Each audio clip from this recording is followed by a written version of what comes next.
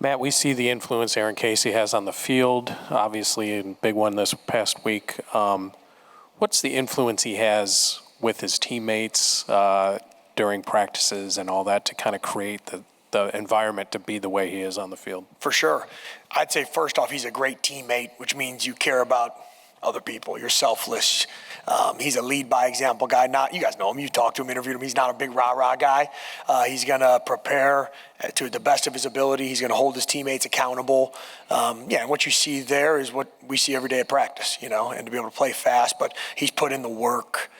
Really proud of who he is. But he brings guys along. Like from a teammate perspective, he brings guys along with him. He pulls guys up with him.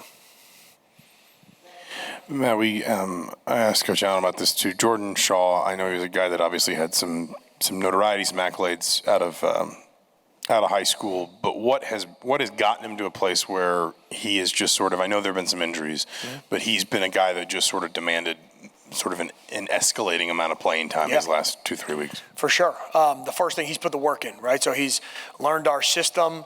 He's able to play multiple positions. I'm really proud of his development.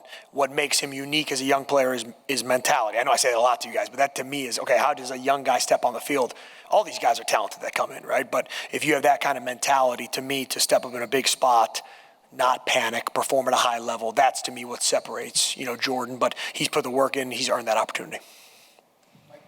I mean, you've had injuries in the secondary, but the secondary's been playing better. So what do you kind of attribute the guys kind of coming together? I mean, you guys tipped a lot of passes on Saturday against Wisconsin. What have you seen for the last 2 weeks where they're sort of playing their best football, even though you've got some moving pieces? Yeah, for sure. I think you've seen guys continue to focus on individual improvement. And then I think collectively, especially when there's a injury, guys rally together a little bit.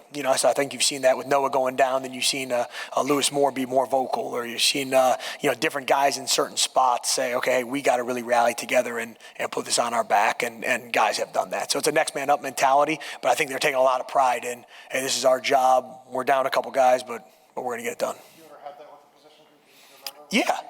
Yeah, I think that's not that out of the norm. When guys feel like they have to be called up to the moment. They're calling themselves up to the moment, not me, because they know that it can't be a situation where there's a letdown from there. So I think that's. I don't think that's. Oh, in my past. Yeah. I was fortunate to coach a guy named Michael Carter, who starts at nickel for the Jets right now at Duke. He's 5th round draft pick, and. Mike, his true freshman year, the Husky in our system had gone down, and we had to win a couple games to punch bowl eligibility, and he did that, and then in a bowl game and won a bowl game too. So I've had that before where a young guy steps up, and I think guys put their arm around that guy, and they say, okay, hey, how can we make sure that he knows that, we got his back, and that guy steps up into the spot from there. It's on our job as coaches to have those guys ready to go. So I think it's everybody rallying together, and I think that's what you're seeing, from a mentality, a fight, togetherness right now. In the fourth quarter, I want to say you all allowed 53 total yards. What was kind of the key for that strong finish? And then kind of on more of like a mental perspective, what that kind of show you about how mentally tough your team is? Yeah, for sure. I think if you go back 2 weeks, we didn't finish a game, right? We all know that. And we called it out for what it is as coaches and as players. And we challenged all of ourselves to have a finishing mentality, right? And I think that's really how you're judged in life, is how you finish. And I told the guys this, they laugh and look at me crazy, but I told them if we took every single one of the players, there's an old David Cutcliffe told me this years ago when I was at Duke, if you took every one of our players or coaches and you went to a park that was just trashed, food all over the place, drinks, that kind of stuff, and you said, hey, call me when the job's finished. Well, you might get 50 different examples of what finished looked like from 50 different guys, right? The best players, the best in anything, business, whatever it is, the best finishers, right? So we challenged our guys, hey, this is the moment of competitive excellence, being at your best when, it counts the most, and to step up. And I think that our guys responded. Coach, I think Tom got asked Saturday about kind of the amount of turning points that there were possibly in that game and how your defense kind of came through in a lot of those opportunities. Does it feel like your defense is playing more opportunistic, especially with the last 3 games here, presenting the kind of opportunity to still play for the postseason? Yeah, I think it goes both ways. One, you have to make your breaks, right? So you have to force fumbles first to get a fumble recovery, right? And then 2, sometimes the ball has to bounce your way too, So I think that, we've harped big time on making our own breaks and capitalizing, right? And the ball finds energy. So I think you saw that with a couple fumble opportunities that we were able to jump on and capitalize from there. So I would say a combination of both those things. But we've been harping on it, and the guys responded. Yeah, I think defense had 8 pass breakups last week. I'm curious just how unique of a season this has been for you in terms of it's your first year. You're working with a lot of guys who weren't here, and kind of how you've been able to get them to play in a cohesive way, especially this last week. Yeah, for sure.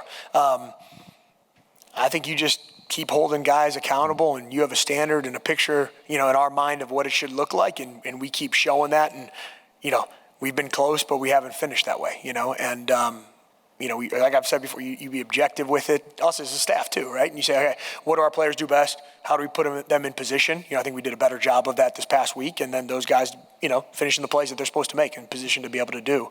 Not trying to give you a runaround answer, but that's, just as simple as that. Hey, what do we do best? Let's fight as hard as we can every single snap. And I think what you've seen too is the guys like this past week doing your 111th, right? Not pressing to do somebody else's job, taking control of just my responsibility. I thought we did that at a higher level. I think Tom was talking about how Aaron Casey said, he was really bothered by the way he played against Rutgers, and just what have you seen from the response in Aaron over the last couple of weeks since then? Yeah, I've seen he's always been a good practice player, but I've seen an elite practice player, right? So to me, taking a step from his preparation standpoint, us challenging him taking that challenge, challenging the defense. But yeah, it's, you get what you see on the practice field, and we've seen a high-level practice player, and you saw a high-level player on the field.